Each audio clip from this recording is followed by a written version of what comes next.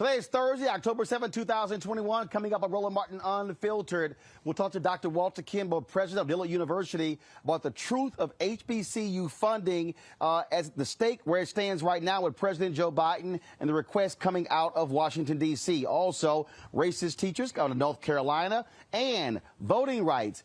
Kristen Clark of the Department of Justice speaks about the power of the John Lewis Act before Congress. All that and more. It's time to bring the funk on Roland Martin Unfiltered on the Black Star Network from L.A. Let's go.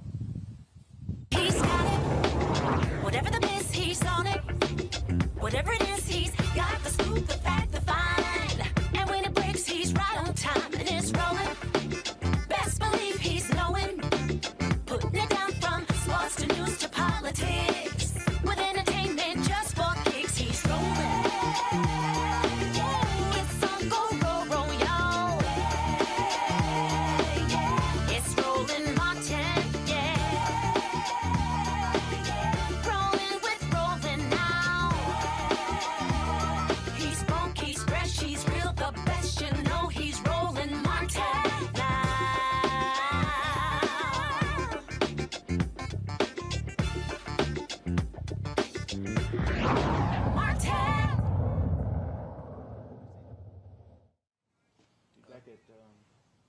We talked about this yesterday all over social media. Lots of discussion about funding for HBCUs. Associated Press and Newsweek did a story saying that the Biden administration and Democrats were cutting from $45 billion to $2 billion for HBCUs. We now know that's not true. one of the folks who's been trying to correct a lot of these falsehoods about funding for HBCUs, especially the last 4 years with Donald Trump, is my next guest, Dr. Walter Kimbrough. He's the president of Dillard University, retiring at the end of this year. Dr. Kimbrough, glad to have you back on Roland Martin Unfiltered on the Black Start Network. This is something that's big because this thing has been spreading like wildfire. People have been saying all sorts of different things. Here you go. Dems don't care about black folks. They're cutting $45 billion. And I had Leslie Baskerville on yesterday from NAACP. I had on Victor Santos from the Marshall Fund as well. And both of them said it wasn't $45 billion. And so, look, you are an HBCU president. Break down exactly what's going on with HBCU funding in these these budget proposals right now. All right. Well, first of all, thanks for having me, Roland. I appreciate having this opportunity. And just remind folks, I'm not retiring. I'm just transitioning. I'm doing the free agent thing. So we see where I end up. But it's been frustrating for me because I think there are some legitimate concerns that we have. But when people get out there and share all of this misinformation, it creates bigger problems. So, and I had a chance to listen to Leslie and Victor, so I thought they provided great information that people can listen to. But what President Biden did was come in and said, I really am going to have a robust proposal for HBCU. So he asked for lots of money. So when you hear the $45 billion figure, and I've seen anywhere from 30 to 50 billion, it's all over the place. But if we look at the $45 billion, so 20 billion of that is straight infrastructure. And as you've mentioned to people, it's HBCUs and MSIs, Hispanic serving, Asian Pacific, Native American. So there will be a portion of that for HBCUs, which will be significant. So 20 billion for that. 15 billion of it is for research and development. So just straight R&D is 15 billion, and then or 10 billion, and then another 15 billion that will be for centers of excellence to create these centers of excellence at HBCUs. And I heard Victor talk about that. So that's where the 45 billion comes from. So the process is for any president, they present their budget priorities to Congress, and then those committees have to do the work. So President Biden started off and said, hey, this is what I want. Also, because this is getting lost too, he also wanted to help double the Pell Grant. And so his first salvo was to get it up $1,800. Okay, so that we aren't even talking about that because that would impact 7 million college students. So you have all that together. It goes to the committee. It's now with the Committee for Education and Labor, which is chaired by Bobby Scott. And now they have to do the work. And so when they go through the process and they're working together, they try to decide how much is Congress willing to spend. And that's when you start to have those cuts and they start to negotiate. So it goes back and forth. They'll have a run at it. The Senate will have a run at it. Then we'll end up with the final figure. So that's how the process works. The process always works like that. But it's hard to even get a number like that on the table if the president doesn't put it out there. Trump never put out big numbers like that. And every time we got an increase is because our friends in Congress said that's unacceptable. And so they added money to it. So that's the point, that we're going through the process like we always do. I think he shocked people because he came up with a huge number. And I think he set the table, which is really good for us. And now we all have to do our work to work with members of Congress and say, look, the president made this promise. Y'all need to help him make that promise come true. Also, again, we talk about funding. This is what Leslie and Victor discussed yesterday. You can't negate the funding that already came through two previous bills in 2021 already. The COVID bill, what was it, $6 billion? And then there was another billion plus? Right. So we've gotten over $6 billion in the last 18 months altogether. So you had some toward the end of the Trump administration for COVID. That was about $1 billion. And then you get another 2.6 that's a part of the work that President Biden has done. And then also add that it was approved at the end of 2020. Alma Adams did a lot of work with this as well. We had a number of HBCUs that had debts as a part of the HBCU Capital Finance Program. That was approved in the bill. The new Secretary of Education approved that to be wiped off the books. That's another $1.6 billion. So, yes, we're talking about $5 to $6 billion that HBCUs have received in the last 18 months. And reminding people, every year, annually, we only receive about $1 billion from the federal government. And as Victor rightly pointed out, it comes from lots of different buckets. So it's not just Department of Education. It's from agriculture. It's from defense. It's from interior. It comes from a lot of different places. But when you add it all together, it's only about $1 billion. So now we're talking about $6 billion already in 18 months. And in the Biden administration, Corinne Jean-Pierre did an interview with HBCU journalists. She said that's $4 billion of it is from them alone. So it's not like nothing has been done. There has been significant investments in HBCUs. We're now trying to play the long ball to say, how do we get significant investments that will last so we can really do some major infrastructure work, which the entire country has talked about infrastructure. So we're being consistent with what the president has talked about as a part of the campaign trail. You know, and it's real interesting, Dr. Kimbrough. You know, you always got to deal with these dumbasses out here. Some people don't want to say that. I'll go ahead and say it. I got some idiot on YouTube, Truth Seeker. Roland, how much do the Democrats pay you to do damage control? What the Democrats doing? No, it's called facts. See, this is real simple. If the funding was cut from $45 billion to $2 billion, we're going to tell the truth about what's going on here. The problem is when people are making stuff up.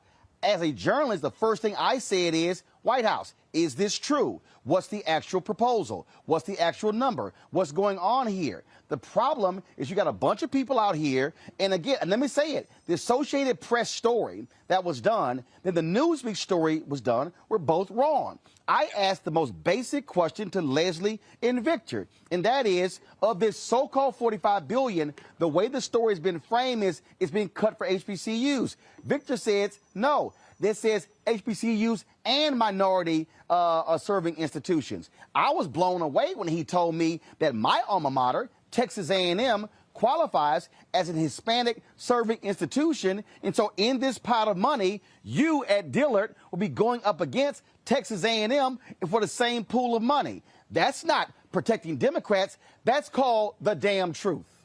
Right, exactly. And those are the kinds of nuances that we've got to be able to honestly talk about to make sure that does not happen. So you're exactly right. Those are the kinds of concerns that we have. The other thing, and I'm sure you'll appreciate this, we've got to have more diversity in terms of journalism because these AP stories are wrong all the time. There was one that a lot of people use to say Trump, saved HBCUs with $250 million a year. No. Out of that 250, it was for HBCUs and Hispanic serving institutions. Only 85 million was for HBCUs. It was a part of the Future Act. But people have posted that story over and over and over again to say, look at what Trump did. They don't talk about how it was already approved by both chambers of Congress with veto-proof majorities. His signature was performative. Or like Alma Adams said, the only thing he contributed was his signature. He didn't do any lobbying for that at all. So it's important for us to have the facts. So then once we have the real facts, then we can debate and say, all right, here's the facts. Now, you're saying that you want to do this and make us compete with all Hispanic serving institutions. The University of Texas at Austin just became an HSI this year, 25% Latino. That's unacceptable. So we can have an honest conversation and debate. But when we start tossing in everything else, it's a problem. The last thing I'll say really quickly is that I'm always interested. These people come out of the woodwork complaining about what's happening for HBCUs, but nobody is advocating for us on a regular basis. The UNCF has created a platform that if you're concerned about this and want to do more than tweet, you go to the platform at uncf.org, /HBCU Ignite. It's really easy. It takes you a minute. You can write your Congress people. You can call them. You can tweet them and say, give HBCUs this money. That's part of the reason that the Future Act got passed, because we had 66,000 letters in 2 months telling Congress we want this Future Act to be passed. Right now, for this new HBCU Ignite, which focuses on infrastructure, we've only had 11,000 people do that so far. So if everybody's tweeting and they're on Twitter and using the Twitter fingers, go to HBCU Ignite as a part of uncf.org and help us lobby for this money. Simple as that. Dr. Walter Kimbrough, President, Dillard University, represent like alphas always do. Always. Appreciate it. Go to my pound. Dr. Greg Carr, Department of Afro-American Studies, Howard University, Rishi Colbert, Black Women Views, Faraji Muhammad, radio and TV show host. Greg, I'll start with you. You teach at Howard University. Again, this is what pisses me off. It pisses me off when, just what Dr. Kimbrough said, all of these stories, how Trump, even when Senator Tim Scott went on Face the Nation with that BS, talking about and he tweeted that how they guaranteed funding for HBCUs, like they protected HBCUs. No, it's an absolute lie. This story was a lie. And people have got to stop sitting here playing Mickey Mouse games here. They were not, again, first of all, it was laughable because HBCUs have never gotten $45 billion in 1 year from the federal government. Never. Not even close. So anybody who even believed that should have been smacked upside their damn head.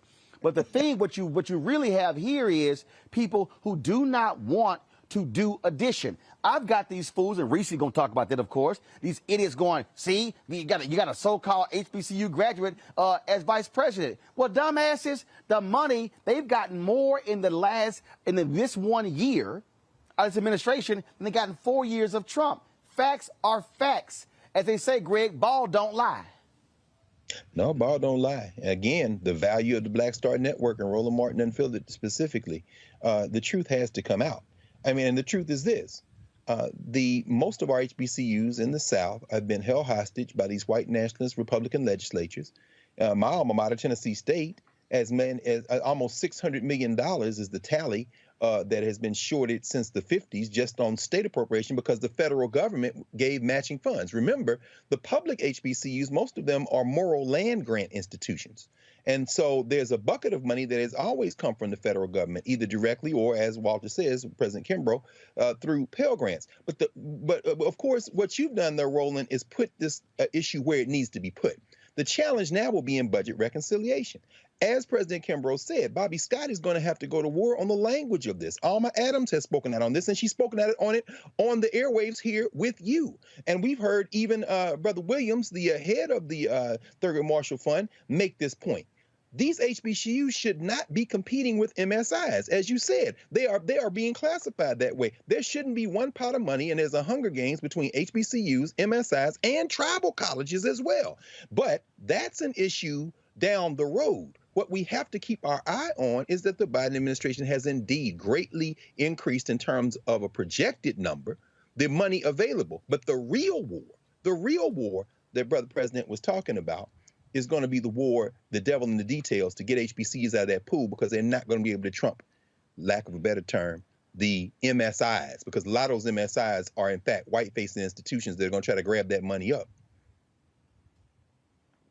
Reese, you talk a lot about the deliberate misinformation that is happening in our community. You frankly blew up on social when you were battling the misinformation dealing with then Senator Kamala Harris. And that's what we see here. This discussion is not about protecting Democrats, protecting Biden, protecting Harris. No, it's called protecting the truth. And that is telling people what's real and not the BS being spread in memes and these stories that are going around. That's what this is all about. It's called the truth. Well, this is exactly what I said was going to happen when I saw the Newsweek story. I said, this is a horrible idea, and once this is memeified, good luck trying to explain the nuances and the context behind this. I mean, Dr. Kimbrough broke down where the $45 million came from. I think it's important to put this in the context that we're talking about $3.5 up to $3.5 trillion of additional infrastructure spending. And so $45 billion is a drop in the bucket of trillions of dollars. So I don't think that part should be lost here. I mean, as Dr. Kimbrough and you pointed out, this was for a variety of things. It wasn't just a pot of money. It was specific set-asides that this was intended for. And I think when it comes to the discussion about funding for HBCUs and minority-serving institutions, it's always conflated. Even the $2 billion number is not strictly just for HBCUs. So I think that the problem is the devil is in the details. The problem is the context always adds additional knowledge to it that doesn't sound as inflammatory as a headline or what you can fit in a tweet. And so I think it's important that, you know, constituents, as Dr. Kimbrough pointed out, still advocate for additional funding, advocate for if the $2 billion is the number, then make sure that all of that $2 billion goes to HBCUs. So, I mean, I think labeling the Newsweek article misinformation is probably a step further than what I'm willing to go, because there was a $45 billion number put out there, but some of the context was lacking, and people did not distinguish between the fact that that $45 billion was not a cut to existing funding. It was a cut to the proposal that was initially put forward by the Biden-Harris administration. And that wasn't over a year, that was over 10 years, like the infrastructure package is for. So there are a lot of things that are working against the perception of Democrats' priorities, the perception of how HBCUs and Black voters are valued. But the bottom line is, if you're explaining, then you're losing. And nuance is lost in memes. Democrats always lose the messaging war. And there are people that really don't give a damn about HBCUs that are having a field day with it, because it's something that is very easy it's a big number to throw out there and say, look, $43 billion was cut. It's not a cut to anything that already exists. It's a cut to the idea of how much money HBCUs, along with minority serving institutions, we're going to get for a variety of things. But that's a very, very difficult argument to make in a very soundbite, 280 character headline meme society. So I think that what Democrats should do is listen. Like I said, it's a drop in the bucket of trillions of dollars. I'm not saying you get all the way back up to the $45 billion number, but find some more money for HBCUs. And if you're not going to do that, then you're going to spend a lot of resources and a lot of time just batting down this particular story. And there are going to be probably 100 more stories to come from. But one of the things that Trump was strong on, which was complete bullshit, was the notion that he was supportive of HBCU. And I was the one who was saying over and over again, well, he's taking credit for the funding that Vice President Kamala Harris fought for in the Senate and Congresswoman Alma Adams fought for in the Congress. But this is an area that the Republicans have been successful in messaging that they are supportive of HBCUs, at least on the federal level. So the Democrats are going to have some work in trying to undo this perception. And I think they should try to find more money. And that's not just as an optics thing. That's because HBCUs, as you covered a couple weeks ago, there are many institutions that need the infrastructure funding because of the capital expenditures that they need to make. Mm-hmm. But the thing, Faraji, here that we have to deal with, and this is where the nuance comes in and why this matters, is because you have to know, first of all, what the hell you're fighting for. You've got to have a baseline to operate with. So first of all, if you don't know what the real number is, what the real budget number is, then when they start talking about how to make cuts, because here's the deal, Biden's initial plan, a $3.5 trillion plan over 10 years. That's right. $350 billion a year. When you have Democrats now saying, like Manchin, Sinema, scale that back, but when they say scale it back from 3.5 billion to 1.5 billion, guess what that means? Everything in the plan gets scaled back. Right. Everything. So we have to have a baseline to work with, and so we need to know what the number is. So to Dr. Kimbrough's point, you should be calling and emailing, not sound like a damn fool and trying to call Capitol Hill going, put the $45 billion back.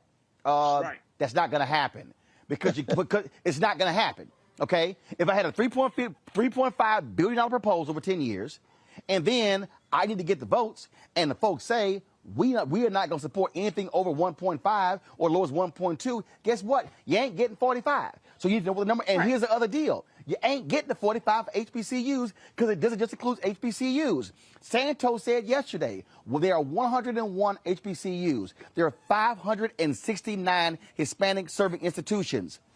Put them together, y'all. That's 670. So 670 now competing for the money.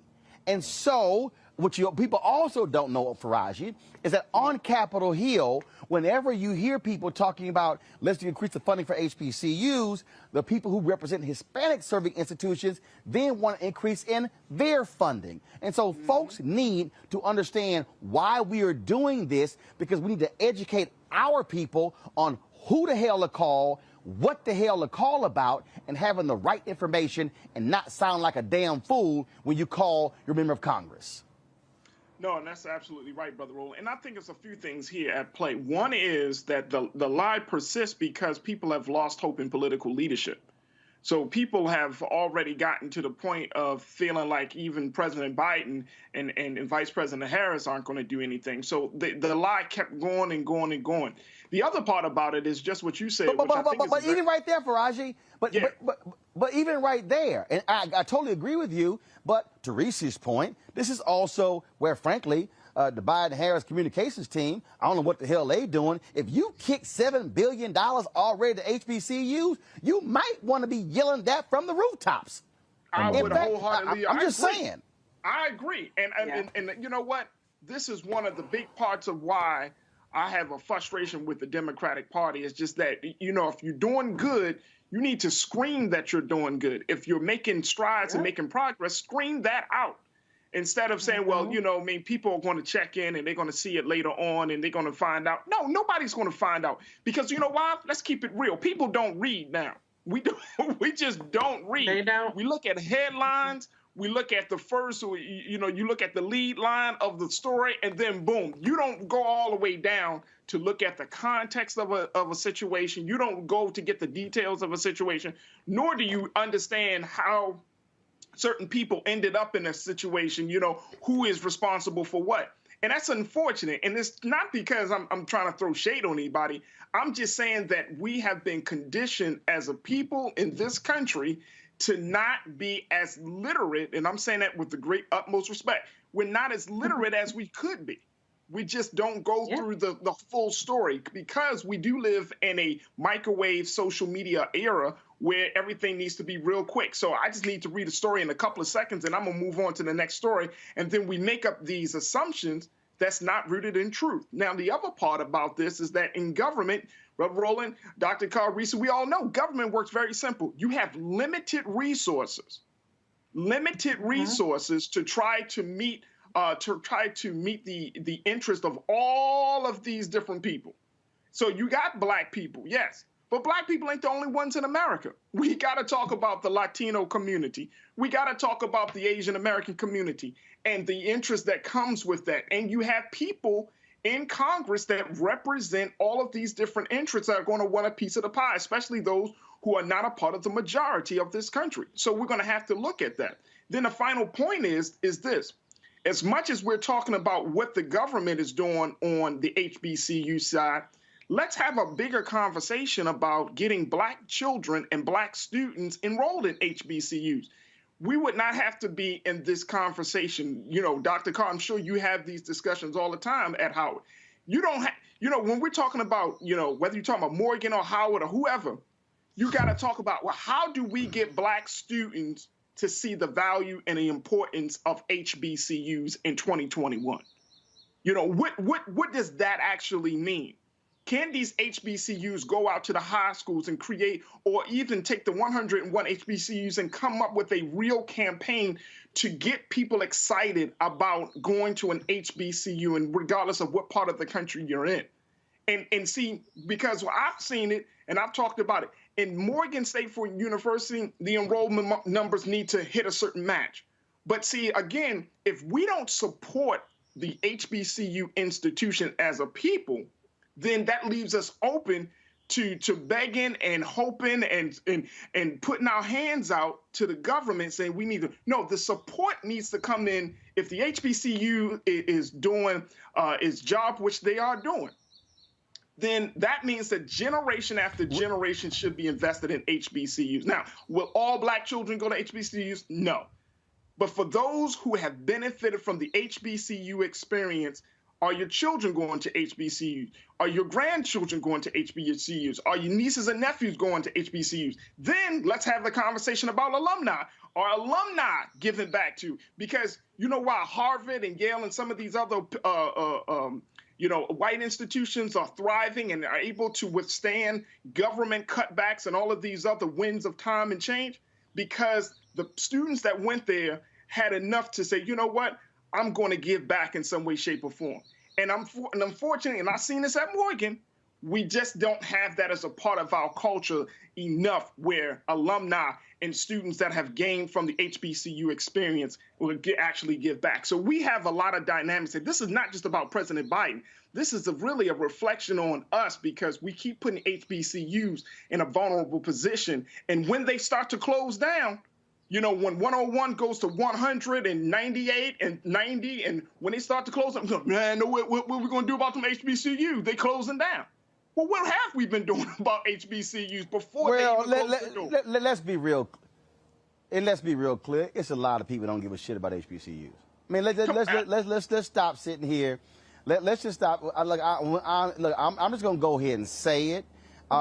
And if there's anybody out there who love HBCUs and went to HBCUs and y'all tried that crap on me before, you can't say nothing because you went to Texas A&M. Actually, I can, because Texas Southern University is right across the street from my high school, Jack Yates High School. Prairie View A&M University is 50 miles down the road from where we are. And the fact of the matter is here, okay? And I ain't got a problem saying it. The only other person other than Tom Joyner the only other person who's done more in terms of advocating for HBCUs on a black platform is Tom Joyner.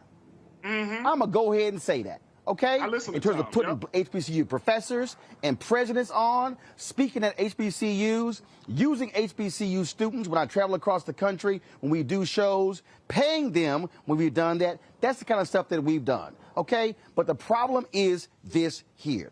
There are people who are sitting their happy asses at home retweeting these stories. Y'all don't watch this show. Y'all watch all this other crazy stuff. You don't know stuff. And you're not literate. And to Reese's point, I'm going to tell you right now, Jamie Harrison, the head of the Democratic National Committee, the comms people for President Biden, the comms people for Vice President Harris, the comms people for Speaker Nancy Pelosi, who still hasn't come on here, the comms people for Majority Leader Senator Chuck Schumer, the comms people for the CBC. To Reese's point, Reese, I'm going to let you take it right from this point. Y'all got to learn how to fight fire with fire. They create memes. You don't create memes. So the reason you ain't got your story out because you trying to send out a white paper that's 5 pages long explaining everything, and we now live in the world of the meme on Instagram, the meme on Twitter and on Facebook. And that's why you're getting your butt kicked, because you don't know how to communicate in the 21st damn century. I've been saying this. I've been saying we need memes. We need an investment and we need some offense. Oh, you have 20 bullet points that you can point to of things you did. Great. You know how much time people spend on a website? I've written an article, and the article, if you go to Medium, it says it's a 22-minute read. And I looked at the statistics, and it said that people spent 73 seconds on it. So you ain't basically read shit, because you about 21 minutes short of reading the whole damn article of all this information that I put out there. People do not read. If you put a link to an article on a Twitter thing, nobody's clicking on that. The click-through percentage is maybe 4, 5, 6%. You can look at this. If you are a person who has statistics or a business page, you can see that very few people click on the link. That's why you have to have embedded images. That's why when I did Threads, I had screenshots, because I knew nobody was going to click on a damn link. That's also why you could say anything and people will believe you if it's in a screenshot, if it's in a meme, because they're not going to take the initiative to click on the links. And so, yes, the Democratic Party, Democratic messaging, the problem is you guys are actually doing good things. People are getting checks. I mean, if you got 2 or 3 kids right now, you're looking really good under the Biden-Harris administration and the plan that just passed with the child care tax credit. They should be up in arms calling their senators, telling Joe Manchin, I know you damn not going to cut out that child care tax credit that's putting money in my pocket every month that's expiring at the end of this year. I know you damn not going to do that. But no, they're not messaging the positive things that they're doing in a way that actually penetrates to people that aren't going to come to them. You are not going to bring voters to your Twitter account, to your town halls, to your web pages. You have to go to where they are. When it comes to Black voters, that means going to Black media. No, it's not Rachel Maddow. No, it's not Anderson Cooper or Chris Cuomo. That's not where a lot of Black people are getting their news. They're getting it from radio, from Black media, Black streaming services, Black social media. You learn, you know where the shade room is when you want to say, go register to vote. Well, you need to be going to the shade room for all this other shit too. So you cannot only campaign during the campaign season. You have to campaign 24/7. That's what Republicans do. You have to be on the offense 24/7, and you have to be on the offense with a variety of tactics. Just simply ignoring the memes, just simply saying people are stupid, they don't know any better, or, oh, well, that's a lie, is not good enough. You have to push back very forcefully, and you have to give people an affirmative message. Because if you let the opposition define you, it's too late by then. I've already seen this whole notion of HBCU funding being cut, being weaponized. And the longer it goes without being fact-checked, without putting some graphs out there, without putting some memes out there, the harder it's going to be to push back on. And so get on the ball, because you actually are increasing funding, but that's not the message that's getting out there. Folks, got to go to a break. When we come back, more Roland Martin Unfiltered, live from Los Angeles, right here on the Black Star Network.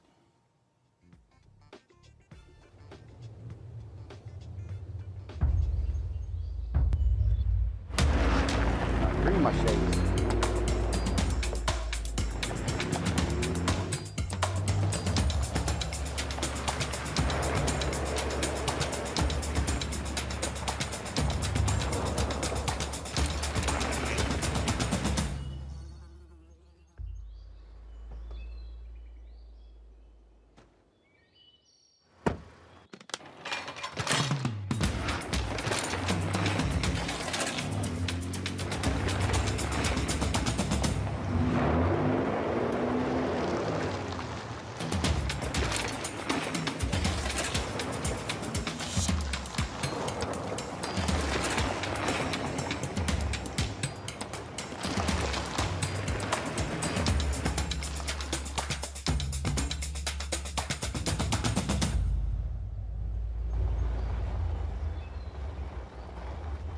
Betty is saving big holiday shopping at Amazon. So now, she's free to become Bear Hug Betty.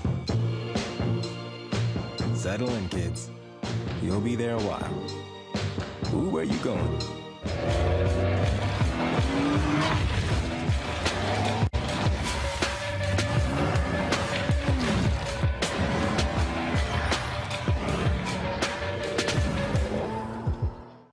Hi, everybody. This is Jonathan Nelson. Hi, this is Cheryl Lee Ralph, and you are watching Roland Martin, Unfiltered.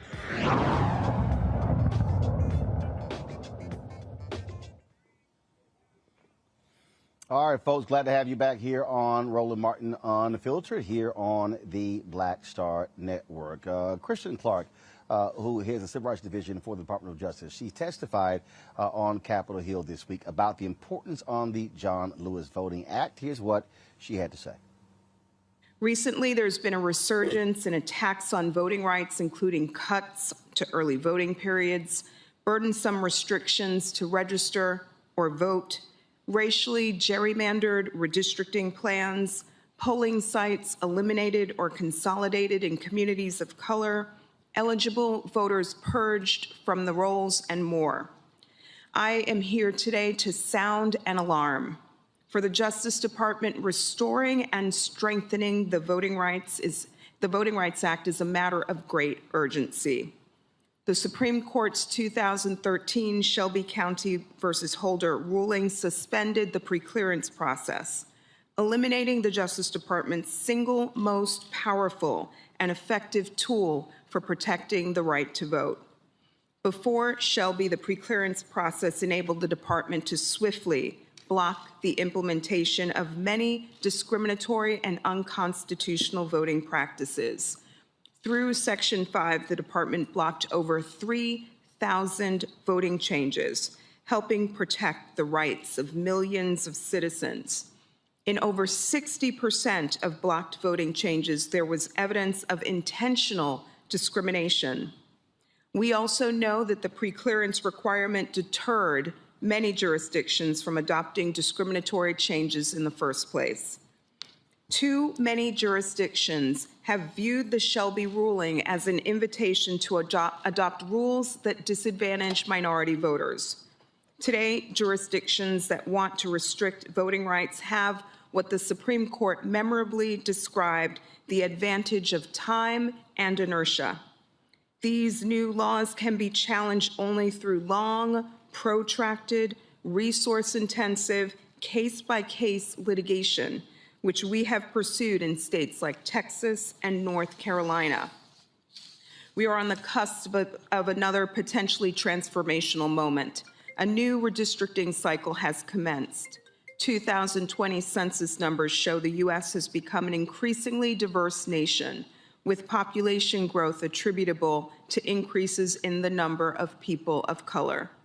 Absent congressional action, this redistricting cycle would be the first in half a century without the full protections of the Voting Rights Act, and jurisdictions may be poised to dilute the increased minority voting strength that has resulted from these natural demographic changes.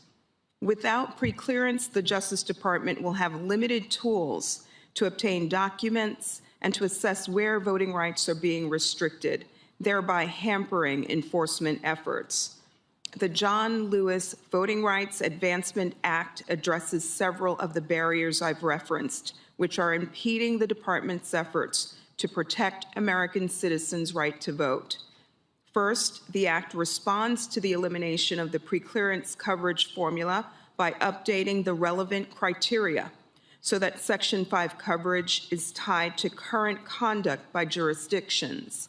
Second, the bill provides greater clarity regarding the appropriate legal standard in Section 2 vote denial cases. Third, the legislation gives the department authority to compel the production of documents and materials relevant to investigations of potential voting rights violations. And fourth, the bill places new measures to safeguard the rights of Native American and Alaskan Native voters. In 1965, Congress enacted, and in 1975, 1982 and 2006 reauthorized a statute that provided the strong medicine needed to remedy voting discrimination and to enforce our Constitution's commitment to ensuring that no citizen's right to vote would be abridged on account of race or color. Congress must act now to restore the Voting Rights Act, to prevent us from backsliding into a nation where millions of citizens, particularly citizens of color, find it difficult to register, cast their ballot, and elect candidates of their choice. The Justice Department welcomes this opportunity to work with Congress to revive this bedrock civil rights law. Joining us right now is Marcia Johnson-Blanco. She's co-director for the Voting Rights Project for the Lawyers Community for Civil Rights Under Law. Marcia, glad to have you back on Roland Martin Unfiltered. Here's what's happening right now. You've got Democrats talking about potentially doing a carve-out of any of the filibuster for raising the debt ceiling. Why in the hell not do that for the People Act and the John Lewis Act? No, that's an important question, and I think they need to hear from us that this is really important. And, as you just showed, Assistant Attorney General Clark really showed what's at stake. And it's essentially the future of our democracy, and we need Congress to take that as seriously as the debt ceiling. So give us a sense, where do we stand now? Are we still at this impasse? Supposedly, Senator Joe Manchin was crafting this bill. Okay, where is it? It seemed like we had a conversation about the voting bills, and now it's shifted to the debt ceiling and the reconciliation package and $3.5 trillion plan. It seems that the voting bills keep getting pushed back, and knocked off the agenda. So yesterday was a really important step because the Senate has introduced its version of the John Lewis Voting Rights Advancement Act. And as you heard, Assistant Attorney General Clark really laid out what's at stake and what the bill does. So now there was a bill, there was a hearing. Now the Senate needs to move towards a vote. And what I think needs to be done is that they need to hear from us. They've been very quiet on pushing for this legislation. And as we know, the Congress doesn't act or feel a sense of urgency unless they hear from us. And we need to rise up and say the Voting Rights Act, which transformed American democracy. I always say that American democracy really began in 1965 because that was when everyone was able to vote. Before 1965, we had all of these barriers.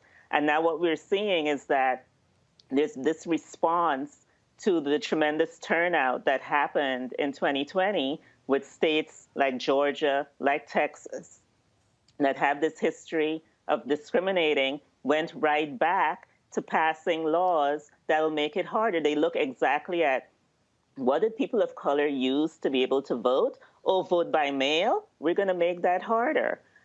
We make them stand in line, and groups provide water and food to make sure that people feel comfortable while waiting in hours-long line. We're going to make that a criminal offense. We're going to fine people for providing assistance to voters.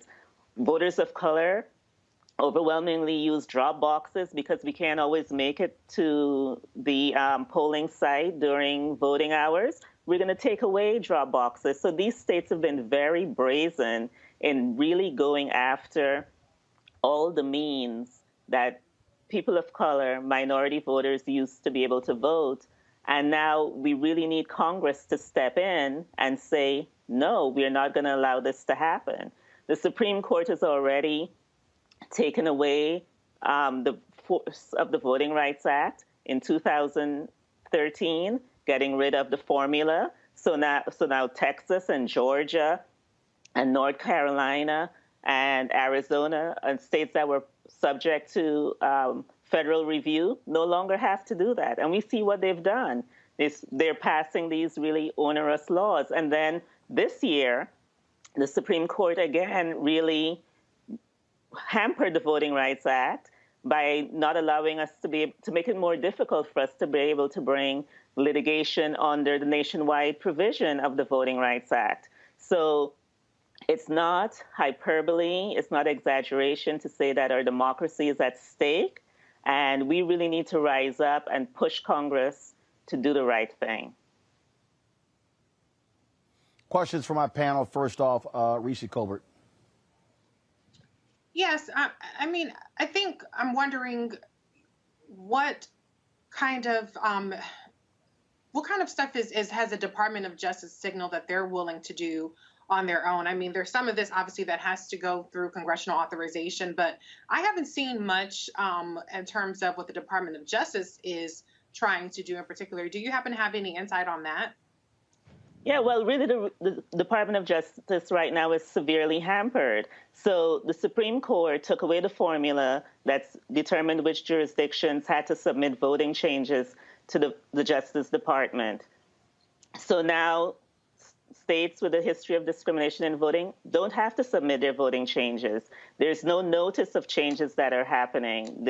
The court took away that tool that the Justice Department had. And then, as I said, this July, the court took away another tool that the Justice Department has, which is to bring nationwide voter discrimination cases.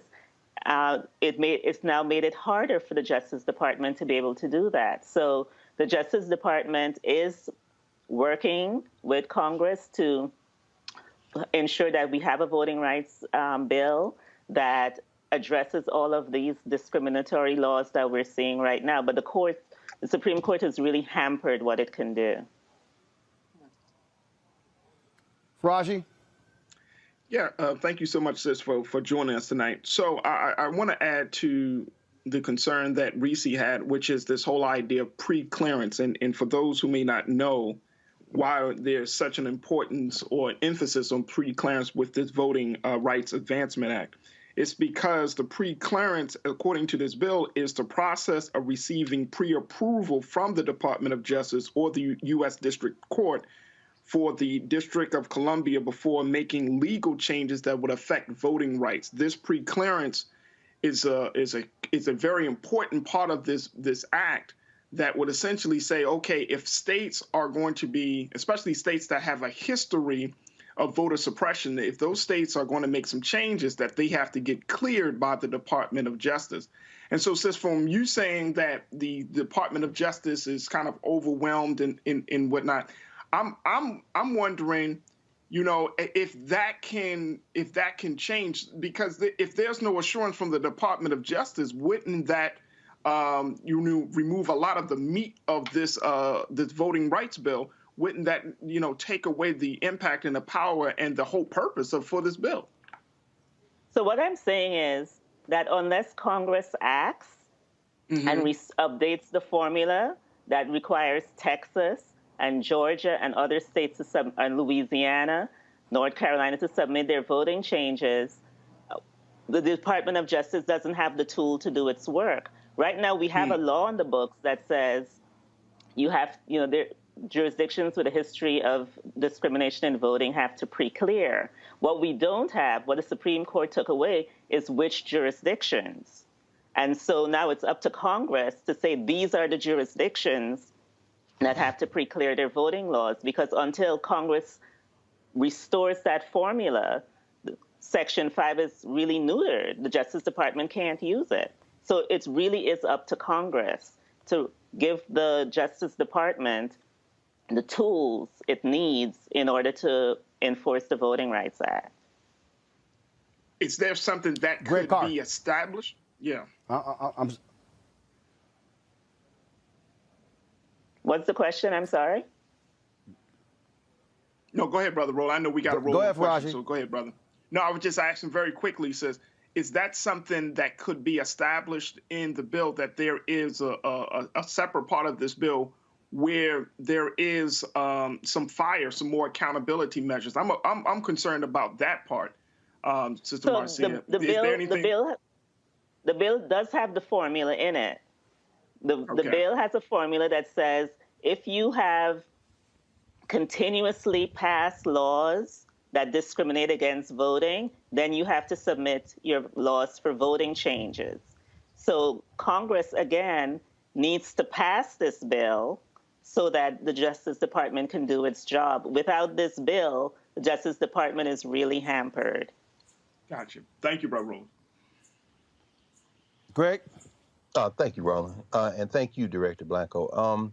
Strategically, in your mind, how much of our time should we now begin to build movements at the state level? And I ask for this reason. We know that the Voting Rights Act, each time it was renewed, including 2006, all the formulas were updated. Ruth Bader Ginsburg said that in her dissent. We know that Shelby County was decided in bad faith. John Roberts, one of his age mates, was in the New York Times yesterday. You probably saw the article saying, y'all have gone too far now. They're making this thing up as they go along. We know that the Supreme Court has been, black people, in the words of Ralph Bunche, were a special ward of the Supreme Court. But we also know the federal legislature is stuck and this is not going to pass. So looking at a place like Texas, where there's been a 4 million people growth in the last 10 years, 95% non-white, mostly urban, and where these white nationalists have decided that they're going to try to gerrymander to make even more seats and take more seats away, how much of our efforts now should be devoted to organizing on the ground in these problematic states that are getting cover from this renewed federal bench, this white nationalist renewed bench, instead of just appealing to a legislature that has decided, in terms of the white nationalists, that they, of course, are not going to act because it's not in their political interest? That's an incredibly good point.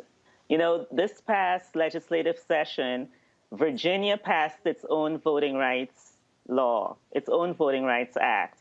So now, if Virginia wants to make a voting change, the legislature there has to submit that change to the state attorney general. And so other states can follow Virginia's example. You're right that, there's the fight on the federal level, but there's more that could be done on the state level. We have hundreds of bills that have been introduced. We know about the ones that have been introduced to make it harder to vote, but twice that amount have been introduced to make sure that voters have access to the ballot. And so you're extremely correct that we need a two-pronged strategy. I do think we need to continue to put pressure on the Congress, but there is a lot that we can do on the state level, and I think Virginia's Voting Rights Act shows what can be done. Thank you. All right, then. Well, look, we certainly appreciate the work the Lawyers Committee for Civil Rights Under Law do. We're going to be live streaming your annual gala. It's going to be virtual again this year. We'll be live streaming that October 21st right here on Roland Martin Unfiltered and the Black Star Network. And so we certainly look forward to that. Marcia Johnson Blanco, thanks a lot. Thank you. Thank you for your support of our work. All right. All right. Thank you very much. All right, folks, got to go to another break. You're watching Roland Martin Unfiltered right here on the Black Star Network, live from Los Angeles.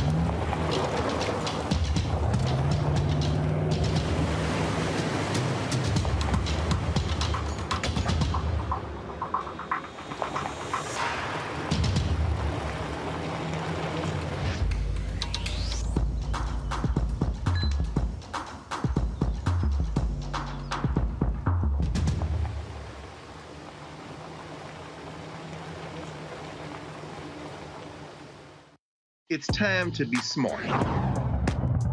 Roland Martin's doing this every day. Oh, no punching! Thank you, Roland Martin, for always giving voice to the issues. Look for Roland Martin in the whirlwind, to quote Marcus Garvey again. The video looks phenomenal, so I'm really excited to see it on my big screen. Support this man, Black Media. He makes sure that our stories are told. See, there's a difference between Black Star Network and Black-owned media and something like CNN. I got to defer to the brilliance of Dr. Carr and to the brilliance of the Black Star Network. I am Roland rolling with Roland all the way. Honored to be on a show that you own. A black man owns the show. Folks, Black Star Network is here. I'm real revolutionary right now.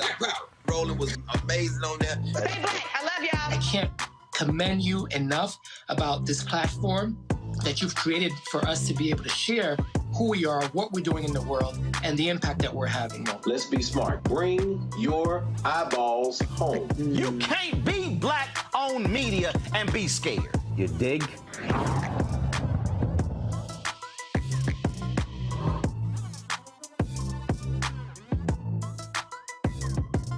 Maureen is saving big holiday shopping at Amazon. So now she's free to become Maureen the Merrier. Food is her love language, and she really loves her grandson. Like, really loves.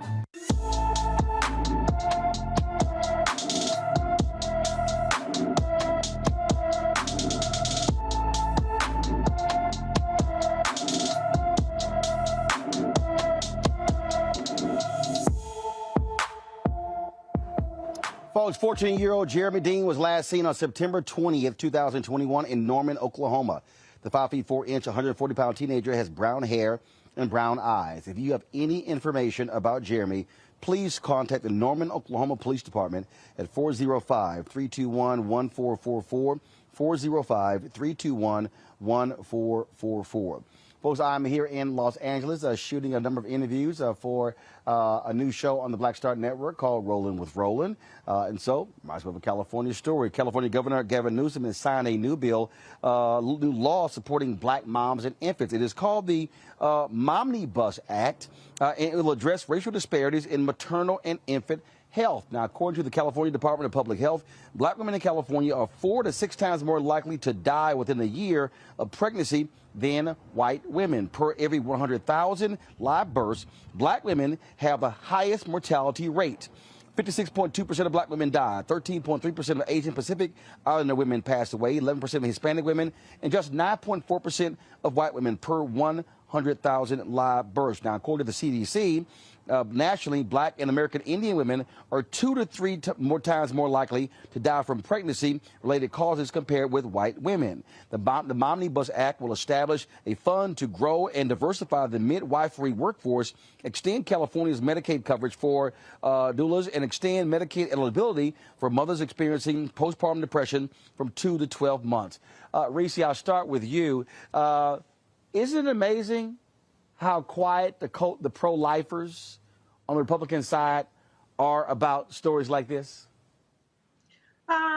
Of course, it's amazing. I mean, they're not really about black life, that's for sure. And tackling the racial disparities in terms of maternal and fetal deaths is not something they're at all interested in. They're only interested in regulating bodies.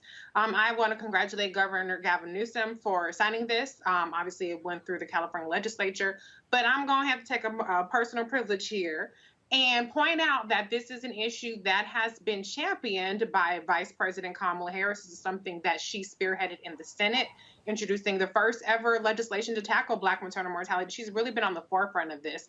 And I've been seeing a lot of black people in response to this saying Gavin Newsom for president. And I think it's very interesting. It reminds me of 2020 primaries when Elizabeth Warren rolled out her plan after having said nothing about black maternal health the entire time she'd been in the Senate, and everybody fell over backwards for that. So this is an issue that I care deeply about. It's an issue that made me support Vice President Kamala Harris as a senator running for president, because she really cares about this. So I would like to see more black women who are really at the forefront of these organizations to tackle black maternal mortality get the credit that they deserve. The Momnibus bill in California very much mirrors the Maternal Care Act that Vice President Kamala Harris introduced as the senator. So she also had organizations in the White House this year for Black Maternal Health Week, which is something that she also introduced as a senator. And Congresswoman Alma Adams has done amazing work on this. And now Congresswoman Lauren Underwood is really pushing the Momnibus bill in there. She's getting great success. Her bills are getting out of committees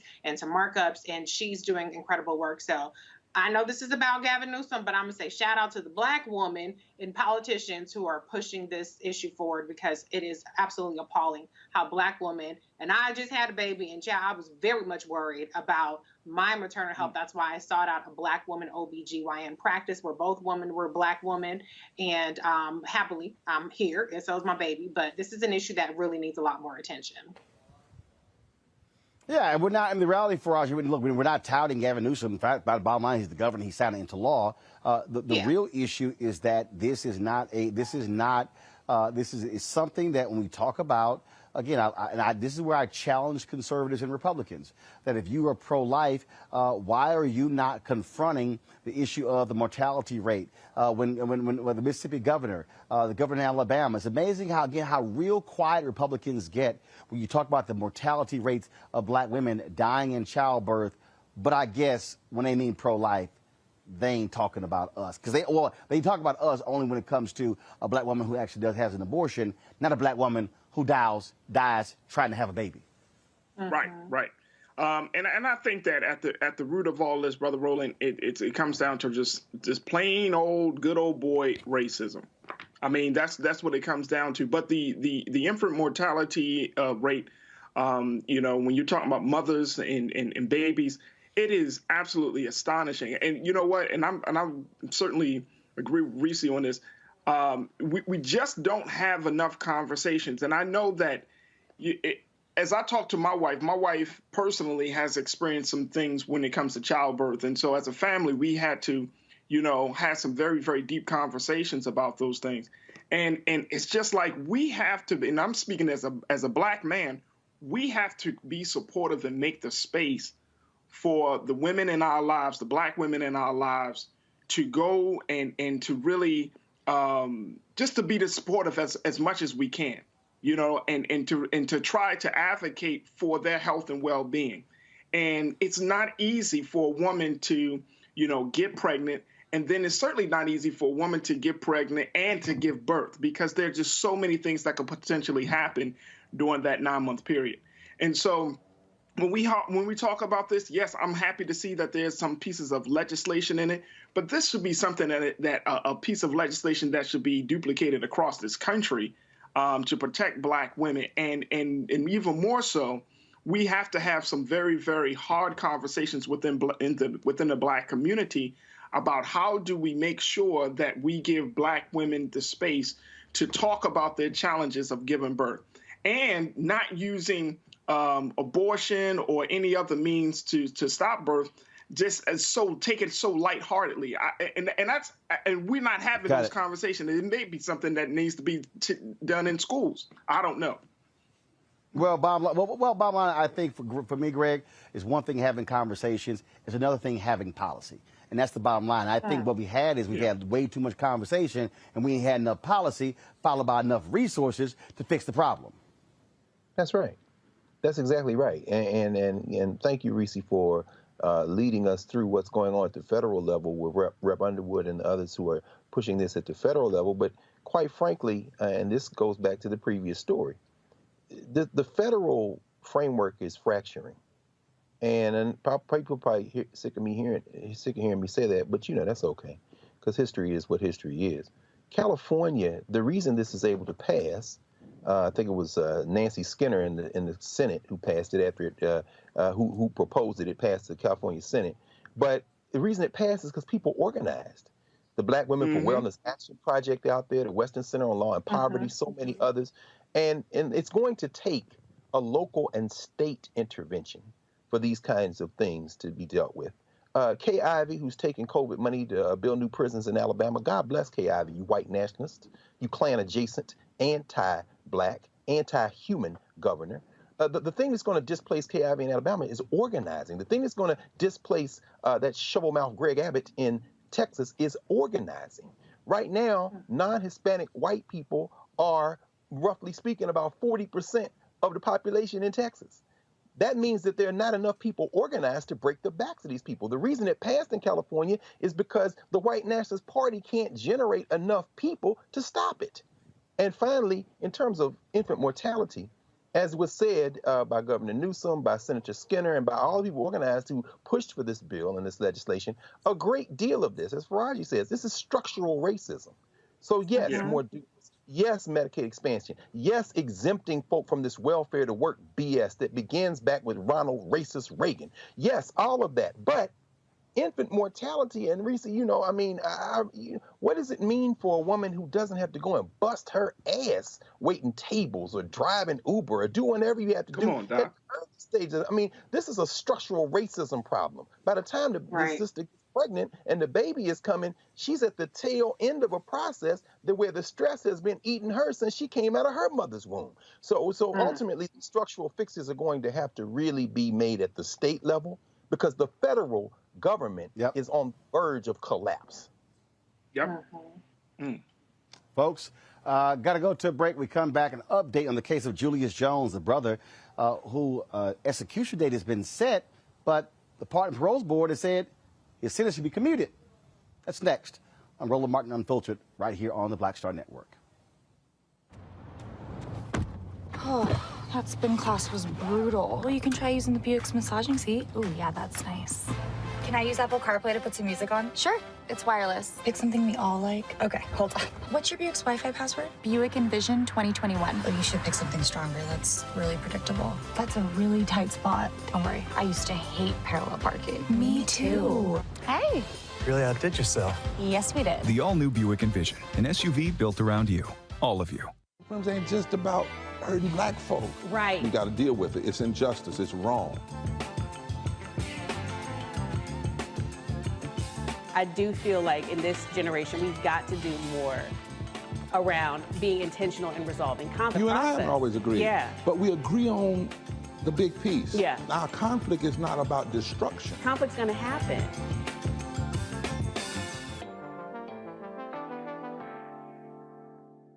Hello, everyone. I'm Godfrey, and you're watching Roland Martin Unfiltered. And while he's doing Unfiltered, I'm practicing the wobble.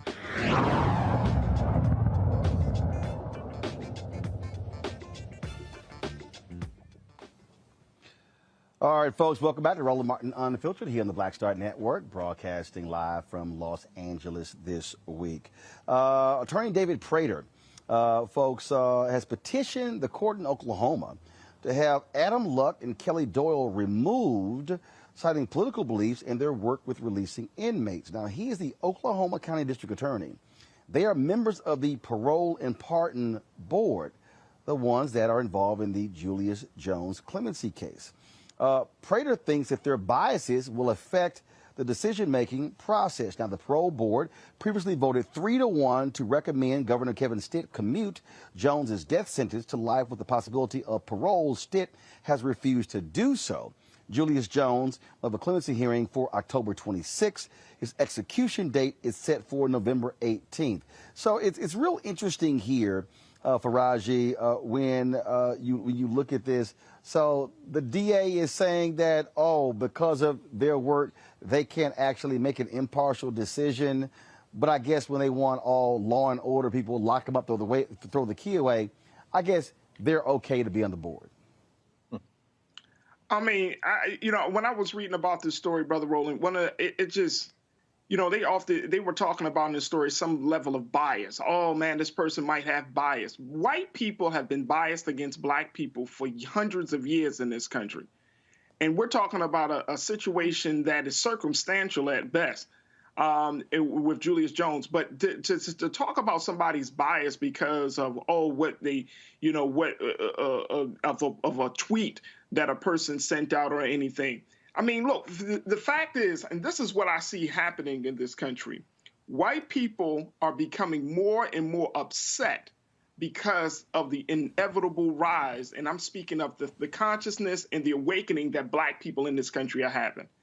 And so when we're getting involved with these cases, we want to see freedom. We want to see justice. And right now, white people, and whether you're talking about prosecutors or district attorneys, whether you're talking about in the legal or in the courts or in Congress, there is a huge emerging anger among white folks that black people are saying enough is enough. We're sick and tired of being sick and tired.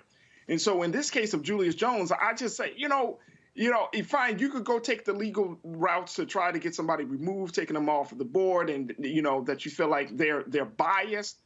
But what about the bias of white America? What about the bias that has been against black people in this country, black and brown and red people of this country for so long? And so, you know, it's unfortunate that go ahead. Yes, sir. Well, the thing here, Greg, that I find to be laughable, the reality is everybody has biases. Everybody. There's no, look, I'm a journalist. There's no such thing as objectivity. It doesn't exist. You have a bias. The key is when you do something, does your bias show up? Is your bias present? Are you actually looking at all of the facts and making a rational decision? No, this DA, what he's mad about is that that's 2 of those 3 votes that recommended that he get a commutation. They want to put this brother to death. Of course they do. And best of luck to David Prater, who was a hunter. You're a hunter, David Prater. Best of luck. We'll see you in the street. You have to organize against these people. His great indictment of Adam Luck and Kelly Doyle, he says they worked to release inmates. So you absolutely said it right. You want to lock our people up. Best of luck, David Prater, because the governor, the coward governor, first of all, the 3-1 recommendation wasn't to let the man walk. When you read the Innocence Project file, it's like, why is this man in jail the first time?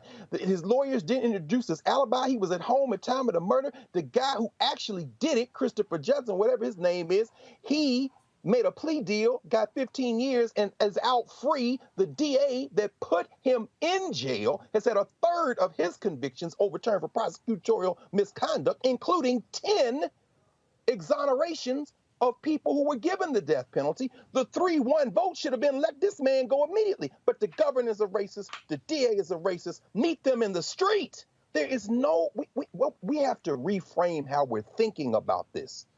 And with all due respect, we cannot continue to appeal to some sense of morality. There is no morality. This is a war on black life that has been unceasing since they brought us here. And as long as we attempt to have a conversation as if we're speaking the same language, in the words of Malcolm X, you're speaking a language they don't understand. The only thing they understand is force. And if that's going to be political force, then we need to organize, get other people of goodwill, and break the back of the power of this DA. Reese? Dr. Carr said it all, but one thing I will add to it is just that we have a so-called justice system, right, that assumes that, you know, we have these so-called laws and we have these protections so that people do not get falsely convicted. And so you would have a murderer who could potentially walk free on a technicality. And so there are all these so-called protections in there to supposedly ensure that a person that is convicted is done so on the basis of real evidence beyond a reasonable doubt. And so that's why a lot of people get off and a lot of people don't even get charged in the first place. So why is it that when it comes to a person who, as Dr. Carr laid out, is innocent, and why is it when it comes to people who are supposed to determine mercy or grace for people who have served a certain amount of time or who have been rehabilitated in prison or potentially are actually innocent, why is it that people who would side on the side of mercy are a problem? That is because it's not about justice. It never has been about justice. It's been about revenge, and it's been about, for some people, power and the lust for power and the way that they can exert that power over Black lives. The fact that this person is innocent is actually a feature, not a bug, because your innocence or guilt has absolutely no bearing on whether or not you have these prosecutors who are all about, you know, like I said, terrorizing and abusing and seeking their revenge and their superiority over Black people. So you can't appeal to them on the basis that he's innocent, because that's actually even better if they're innocent, because it just shows the power of the system. It shows the power of white supremacy, that it's not about evidence. It's about what the hell we want to do, and we can get away with it. Ain't a damn thing you can do about it. That's right. Absolutely. All right, folks, got to go to a break. We come back. Senator Cory Booker gives Utah Senator Republican Mike Lee a real lesson on systemic racism and capitalism. We'll show you and discuss next right here on Roland Martin Unfiltered, broadcasting live from Los Angeles on the Black Star Network. Don't forget, download the app, folks. Download the app right now. If you have not downloaded, all platforms, Apple TV, Android TV, Apple phone, Android phone, Roku, Samsung, Xbox, all the platforms. Be sure to download the Black Star Network app. Also, support us in what we do by supporting this show by joining our Bring the Funk fan club, Cash App, $RM Unfiltered, PayPal.me/R Martin Unfiltered, Venmo.com/RM Unfiltered, Zelle, Roland at RolandSMartin.com, Roland at RolandMartinUnfiltered.com. Be right back. Oh, that spin class was brutal. Well, you can try using the Buick's massaging seat. Ooh, yeah, that's nice. Can I use Apple CarPlay to put some music on? Sure, it's wireless. Pick something we all like. Okay, hold on. What's your Buick's Wi-Fi password? Buick Envision 2021. Oh, you should pick something stronger. That's really predictable. That's a really tight spot. Don't worry, I used to hate parallel parking. Me too. Hey. Really outdid yourself. Yes, we did. The all-new Buick Envision, an SUV built around you. All of you. Everybody, it's your man, Fred Hammond. Hi, my name is Brescia Webb, and you're watching Roland Martin Unfiltered. Ow. Well, I like a nice filter usually, but we can be unfiltered.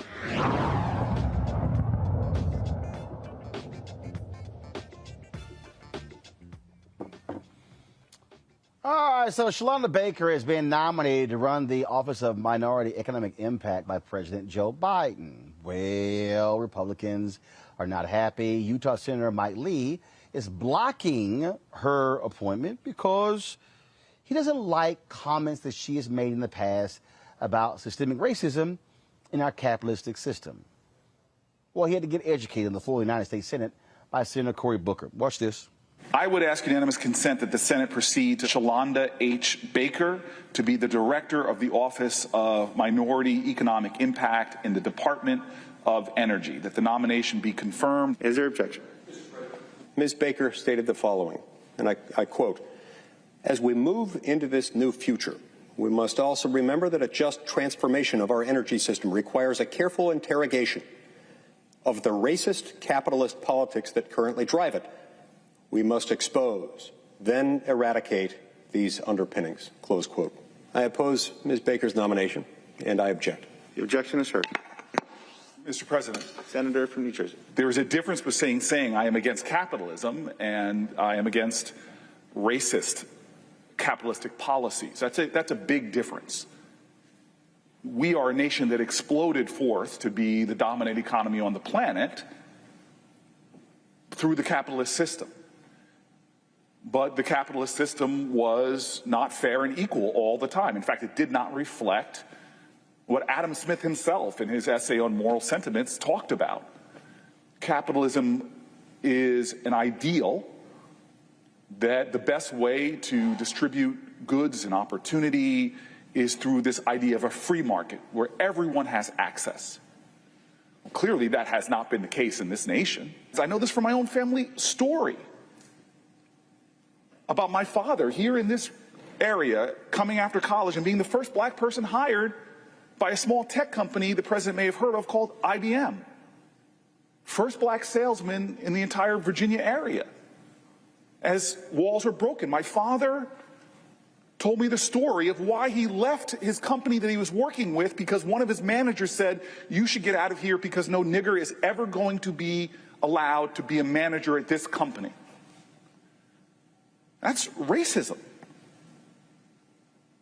So here's a nominee who, in the context literally that my colleague read, racist capitalist policies, no one can deny that these policies existed in our country and that the free market system hasn't been free. In America, 1 in 3 households are energy insecure, meaning that they have difficulty paying their energy bills. And research has unfortunately shown that low-income households, disproportionately black and brown households, are more likely to be energy insecure. Energy justice isn't something we talk nearly enough about. And that's why Ms. Baker's role is so important. There's an urgency right now to create deeper community in this country and to ensure that everyone has the fruits of liberty an opportunity. It's what we swear an oath to. It's what Ms. Baker's job is all about, is making reels on the words of our united pledge that we will be a nation with liberty and justice for all.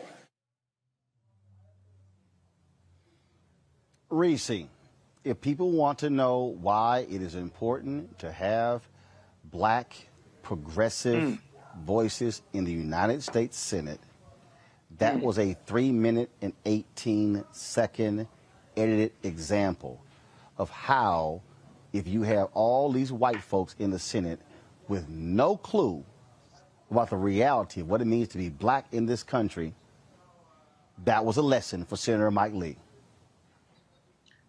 A lesson that probably fell on deaf ears, but shout out to Senator Cory Booker because he's one of two who, now we have Senator Raphael Warnock, who is also a champion in the Senate. But I also want to point out we don't have any black women senators either. So it's very interesting that defending a black woman in her absolutely correct commentary, Shalonda Baker, fell to Senator Cory Booker. This is why it's important to have representation. It goes beyond just simply the vote tallying. It goes into a lot of these very key personnel decisions. Vice President Kamala Harris has had to break a lot of ties in terms of invoking cloture on different nominees. Almost all of them have been people of color.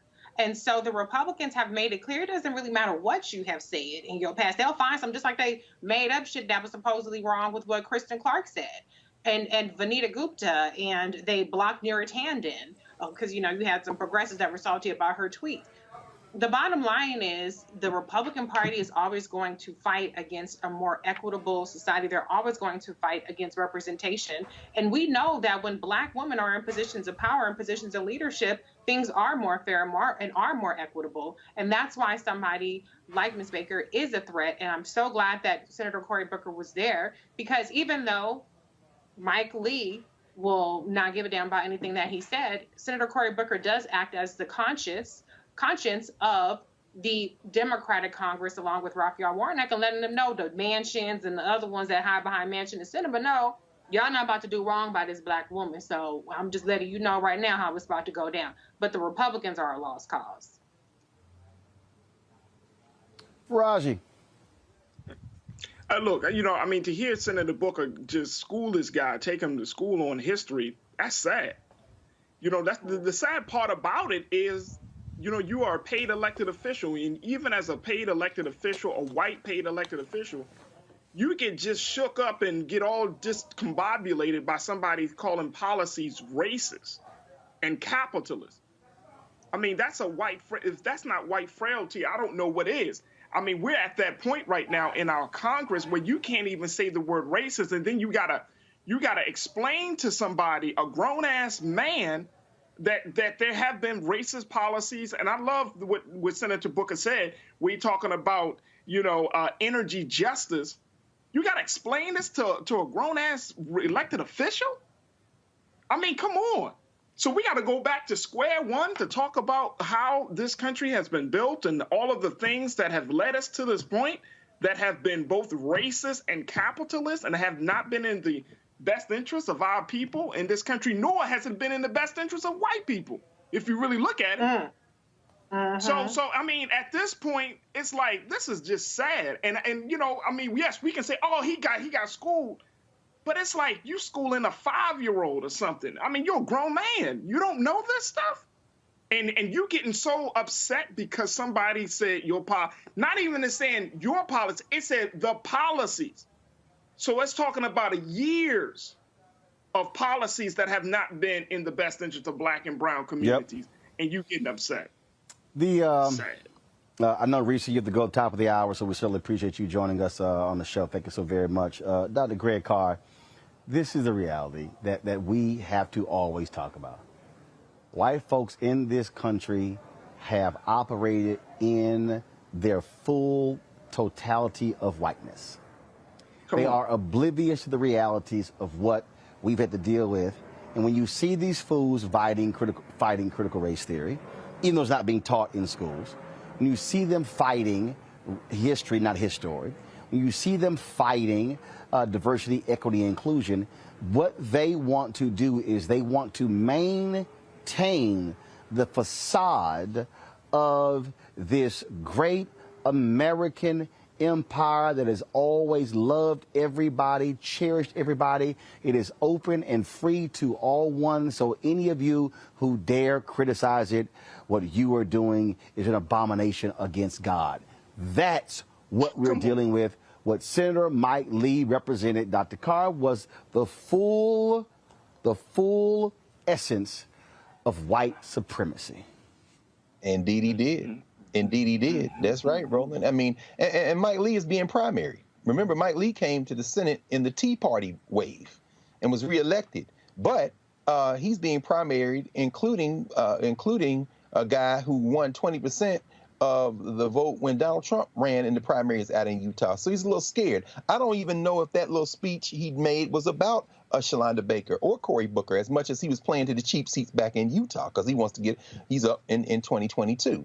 And the sad thing about it, and here I'll quote one of the stalwarts of the soft white nationalist set, Senator Joe Manchin out of West Virginia, who when confronted with his recalcitrance and his obstructionism, simply replied, elect more liberals. You're right, blow-dry cosplay coal miner. We got to, in other words, you have to bust the Senate out from the inside. Sadly, and I agree with everything that's been said by both Reese and Faraji, by you, brother. Cory Booker is trying to speak a language they don't understand, but even in what he said, here's a man with Stanford, Yale Law, got a Cecil Rhodes Fellowship that went to Oxford. Surely he has read The Wealth of Nations a little bit more closely than he did to make Adam Smith a hardcore racist who called all black people, including his daddy bloodline, savages, said China was a fraud, and said that the reason capitalism would triumph was because it's going to come on the wings of white men. Surely he read The Wealth of Nations a little bit closer than to hold that up as some kind of defense of this sister, which really in the end translates to this, Roland, exactly what you said. We find ourselves in this country, particularly the black elite, including elected officials, continuing to try to prop up the myth-making of American exceptionalism and thinking that it's somehow we can just prop it up the right way. These hardcore white nationalists walking, as you just said beautifully, in the fullness of their whiteness will look and say, oh, I'm sorry. But in the words of Mary J. Blige, you can't be sitting here wondering why they don't love you the way that you love them. Corey, we got to take off the glove and go elect some more people and bust Mike Lee out from the inside. He's not even thinking about you. Come on.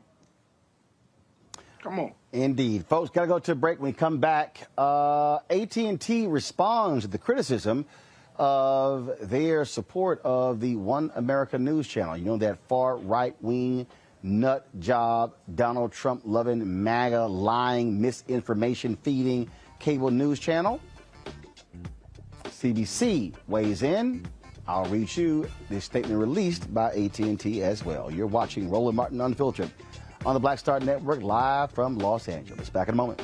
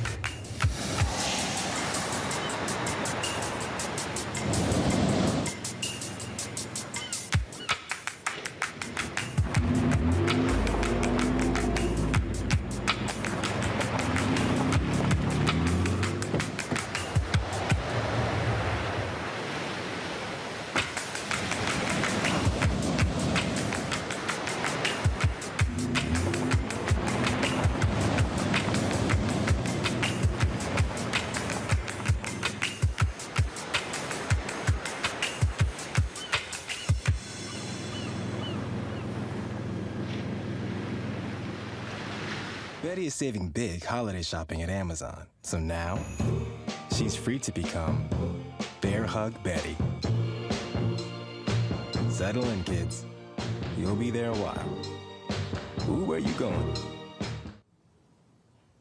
Welcome back to Roland Martin Unfiltered. After Reuters did a story talking about the involvement of AT&T with One American News Network, that is the right-wing Donald Trump-loving MAGA network that is filled with misinformation and just outright lies, the Congressional Black Caucus weighed in. This was a statement from CBC Chairwoman Representative Joyce Beatty. It has been brought to our attention AT&T, a longtime supporter of CBC-affiliated initiatives, has been identified as a primary sponsor of the far-right, anti-democratic, hatred-peddling organization One American News Network.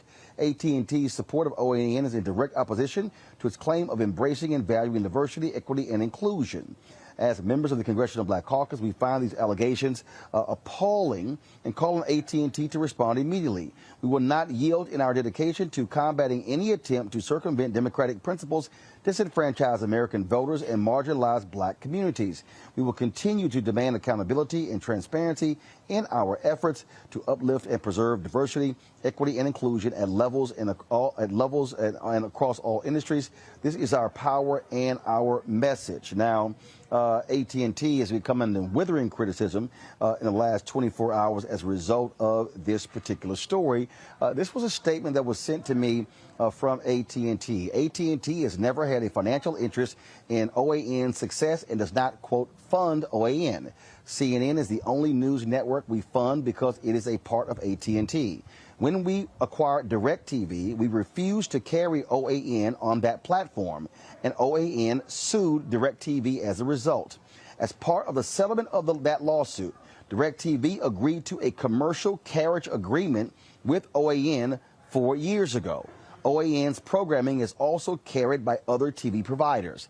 DirecTV also has commercial carriage agreements with CNN, MSNBC, Fox News, and other news channels. DirecTV offers a wide variety of programming, including many news channels that offer a variety of viewpoints, but it does not dictate or control programming on the channels. Any suggestion otherwise is wrong.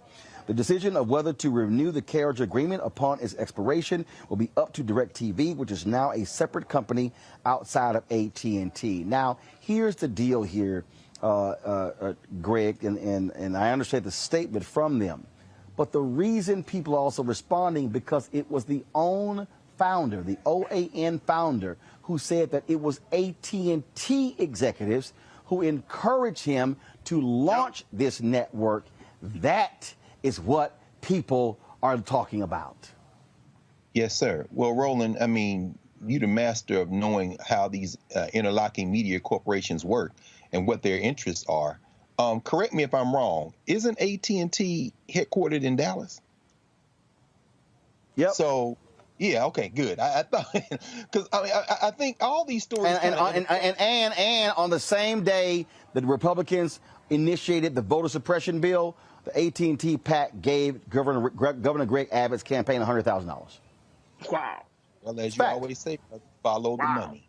Follow the money. AT&T's total subscription viewer base went down. It's been going down. It went from 26 million in 2015, domestic U.S., to 15.5 million in August. One thing about white nationalists, they loyal viewers. They're going to watch Fox. They're going to watch OAN. So it's business. And as was reported, if OAN lost that DirecTV platform, they would crater. And so, you know, AT&T is counting their money. They're got their finger in the wind, trying to see what political direction this country is going in. They're headquartered in a state that is known for easy regulations. That's why a lot of California companies are relocating to Dallas, but they're playing to Texas, but they're playing a dangerous game. Because as the brother reported in the New York Times yesterday, he wrote a long article about Texas being the future of America. These businesses are getting nervous because some of these political folk like AT&T and other businesses are weaponizing have gone so far, in fact, that they are risking a black and brown and intelligent lash against this white lash that could ultimately accrue to AT&T's detriment. So what we might see is AT&T back up off OAN if they feel like it's going to be bad for business. And at this point, I guess we just don't know until people put enough pressure on them. Faraji. Dr. Khan and Brother Roland, that's the part about this situation that that disturbs me the most is that, I mean, they've already put the money into OAN. So by them already putting the money into it, and if they back off at this point, it's only because of public pressure, not necessarily because it doesn't align with their values. And so they're going to find another way. There's somebody within AT&T or somebodies or a group of people who are feeling the mission and the values and the work of OAN. Somebody said that this needs to be invested in and this needs to be invested in heavily. And I would just wish, I mean, I'm going Christmas. I know this is October, but I wish this would just have a Christmas wish that when we have moments like this, we can just say, all right, black folks, let's just stop subscribing to AT&T. Change your phone service and change any other service related to AT&T to someplace else. But the bottom line is that now, AT&T is still one of the biggest telecommunications companies in this country. And at this point, it's like, what is there left for us to do? How do we, and I say it like this, Dr. Carr, how do we bring that fire to their ass to let them know that the decisions that they have made with our dollars, now check this out, they use our dollars to support interests that are not in our best interest. How do we bring the fire under their ass to make sure that they stay accountable to us? Not just in a public call out or even in a statement, but in a way that they can feel it. Now, I know that back in earlier part of this year, they had like the Black Future Makers. They had a campaign about, black people doing something. I'm getting so sick and tired of PR campaigns trying to smooth over the institutional racism. It's just sickening. And at this point, it's like we need to figure out some but here's the answer. No. First of all, we don't have to figure it out. It's very simple what it is. And that is the carriage deal there that they receive. And that is OAN receives financial resources, subscriber money from DirecTV and other channels for their content. Now, according to the Reuters story, 90% of OWN's revenue comes from AT&T, which begs the question. That's huge. Other cable networks are carrying them, but are they paying them a subscriber fee? That's the real question that people have to ask. Now, what I would say is, okay, AT&T, are you encouraging black channels to be launched? And are you going to pay them subscriber fees? And let me explain this to everybody who's watching. When you sign these carriage deals go for 3, 5, 7 years. That means you're locking that revenue in. And so let's just say you're getting 10 cents per subscriber. If you got 15 million subscribers, that means that you're getting 15 million times 10 cents every single month for the next 3 to 5, 7 years. Do y'all understand, folks watching, how you can, when your revenue is locked in, how you're able to actually build? Just so y'all understand that if you're talking about, so you just take what I'm doing, if you take what we're doing, if you say that, oh, okay, so we're going to take $15 million, 15 million subscribers and go 10 cents a sub, okay? And remember, you're getting this money per month. All right, these are monthly fees.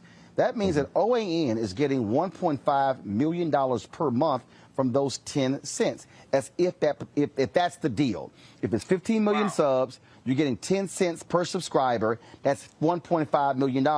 That means that in the course of a year, they're getting $18 million from AT&T, if those are the terms of the deals. Now, again, I just want everybody listening to understand when I am trying to unpack this stuff for you.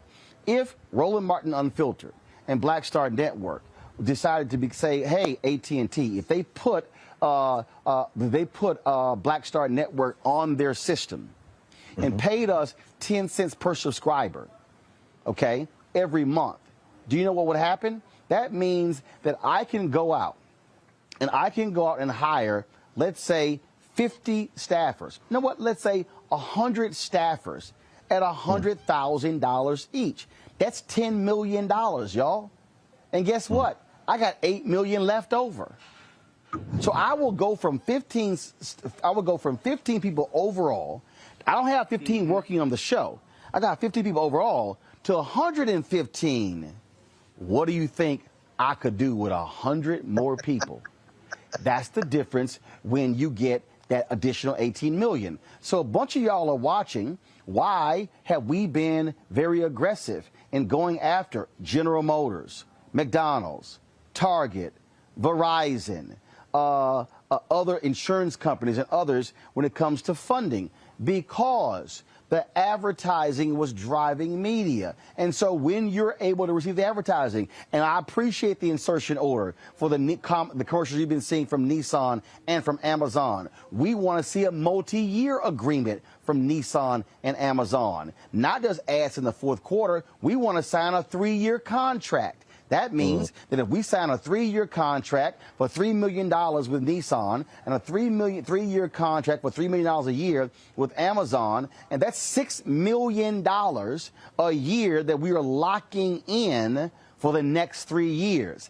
That's how businesses are able to forecast. And so what we should be asking here, and I want AT&T. AT&T should be a leader here, and they should step up and say that they are going to commit 7% of the annual advertising marketing budget that they have to black-owned media, and by 2025, that number will go to 15% on an annual basis. Return on investment in terms of supporting African Americans. Then I will want to see AT&T, and I know they spun the company off, but there's still an equity interest in DirecTV. And then also you got the merger between Time Warner and Discovery. I want to see them say, you know what, we're going to do the same thing. We're going to launch an OTT network, and we're going to help fund it that's targeting African Americans, and just like we would encourage the launch of OAN. That's what we are to do, Faraji, to answer your question. And so, to the organizations demanding meetings, that's what we should be asking. That's what I'm asking, and that's what it boils down to. I got to go to a real quick break, and then we'll come out with our final segment on today's Roland Martin Unfiltered on the Black Star Network.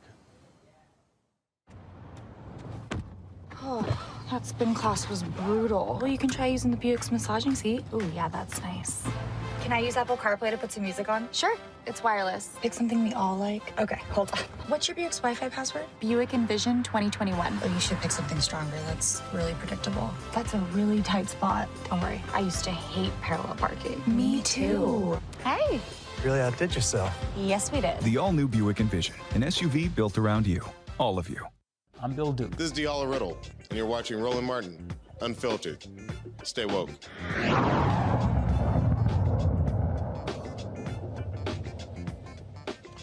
All right, folks. Minnesota Supreme Court denied Derek Chauvin's request for a public defender as the former Minneapolis police officer prepares his appeal for the murder conviction in the death of George Floyd. The court ruled Chauvin did not illustrate he was too poor to pay for a private attorney. Chauvin says the only earnings he receives are nominal prison wages, and his debts are larger than his assets. He's serving 22.5 years for Floyd's death. Well, start selling some shit if you got a problem. Also in Minnesota, body cam video released allegedly shows Minneapolis police officers celebrating the, quote, hunting and taunting of peaceful protesters just days after George Floyd was killed. Watch this. Drive down Main Street. You see a crawling out. Okay, great. Gas it. We can start there. Gotcha!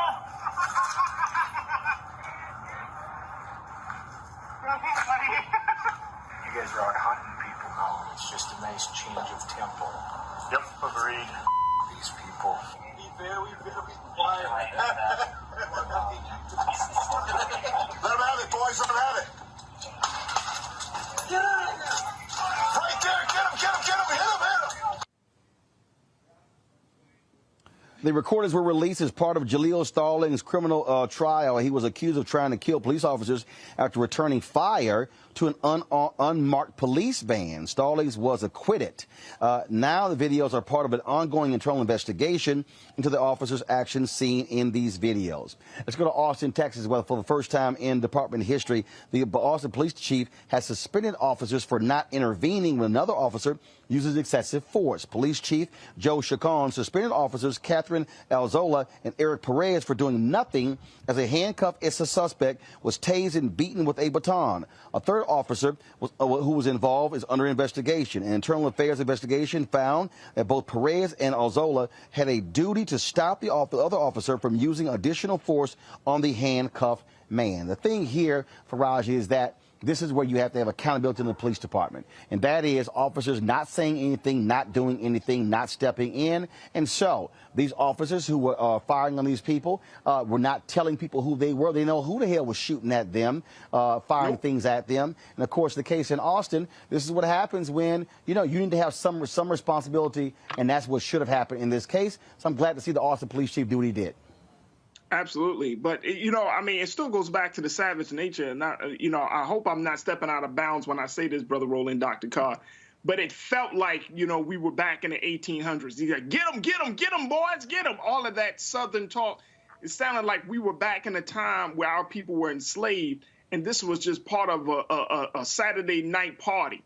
And it's unfortunate because, this is police officers. We can, and Brother Roland, you're one of the main platforms that talk about police misconduct more than anybody that I've ever seen. And to see that video, just that little bit of video, we're going to hunt activists? We're hunting activists? That's what police officers are saying. Get them, boys. We're hunting activists tonight. That is savagery. That is, that's just devilishment. And it's pure, unadulterated, unfiltered way. And that's why you got to have those body cam footage, dash cam footage. You need to see what they're doing at all times and to take action against them, Greg. That's right, Roland. I agree with Roger. I just say, though, I don't think of it as police misconduct. I think of it as police conduct. They're hunters. This is just something they've explicitly said, but we've been saying all along. They get dressed to go hunt.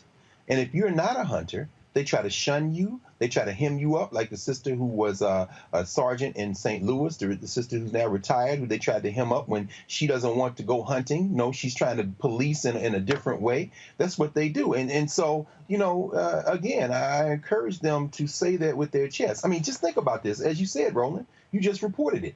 This young brother, Jaleel Stallings, they tried to send him up on the idea that he was trying to murder cops. He was acquitted of all charges. What does that mean? That means there was no way for them to hang him with it because these hunters were in an unmarked van shooting rubber bullets, and the people told him they shooting out that van, and so he pulled his strap to try to stop it. If any kind of way they could have sent him up for that, they would have. And so what we're seeing there in Austin, of course, is a direct result of that demographic change in the state of Texas. The fastest growing city in the country is Dallas-Fort Worth. Number 2 is Austin. And those 95% of non-whites who have moved to Texas in the last 10 years, 70% of that migration has gone to the urban areas, about 1% to the rural areas. So when you're talking about Texas, you may say it's a red state, but you got to look at the blue places: San Antonio, Houston, Dallas-Fort Worth, Austin. And so the police chief in a city where people can empower elected officials and appointed officials do something different might have a chance to reverse engineer some of this patter rolling. But it isn't police misconduct, it's police conduct. This is what they were founded to do. You stop those hunters through a number of ways: political protests, street protests, and if they're in an unmarked van shooting bullets at you, you return with the strap. Folks, that's it for us. Greg Carr, Raji Muhammad, we surely appreciate it. Thanks a lot. Reese Cobra, thank you for being with us as well. Folks, we've got to go. Please support us, the Black Star Network. Download the app. It's on all platforms: Apple phone, Android phone, Apple TV, Android TV, Samsung, Xbox, all the platforms, you name it. We are available. Amazon Fire, Amazon Fire TV, Fire Stick. So tell a friend. We've exceeded 16,000 downloads. We want to have 50,000 downloads by December 31st. At the end of this year, so let's make this thing happen. Also, support us with your resources by joining our Bring the Funk fan club. Every dollar you give goes to support this show and what we do. We are here in Los Angeles. We have one of our new shows that's going to be on Black Star Network called Rolling with Roland, interview series. Last time we were here, we talked to Richard Lawson, Glenn Turman, Bill Duke, Jack Kay, Michael Collier, Mario Van Peebles, Jeffrey Osborne. this week. We've talked to Dondre Whitfield, Johnny Gill, Guy Torrey, Sherry Shepard. Today, Damaris Lewis, Maddie Rich. Tomorrow, I'll be talking with Chris Spencer, Michael Ealy, and Laz Alonso. And so I can't wait for y'all to see that, especially an emotional moment.